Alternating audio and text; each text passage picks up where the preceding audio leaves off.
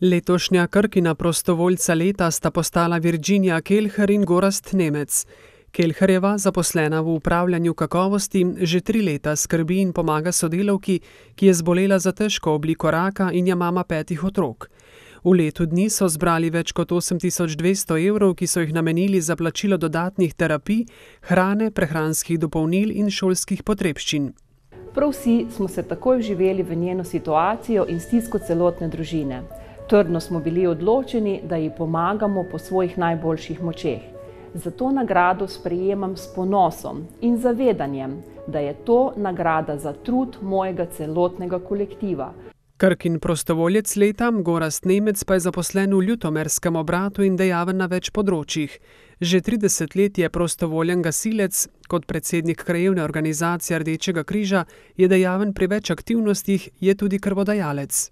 Verjamem, da če si enkrat prostovoljec, si vedno prostovoljec.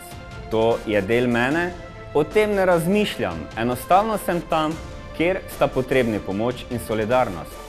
Ob tej priložnosti so se v Krki spomnili tudi krvodajalcev, ki so to življenjsko pomembno tekočino darovali od 5 do 110-krat. Meni osebno pomeni zadovoljstvo, sem zelo zadovoljen, sem vesel, da lahko darujem kri. Prvič sem dal v vojski.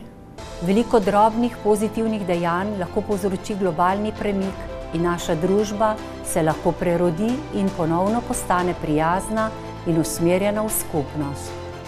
V 8 letih so Krkini sodelavci samo v okviru tedna humanosti in prostovoljstva darovali 933 litrov krvi, v povprečju pa 2-krat letno kri daruje več kot 1000 krkašev.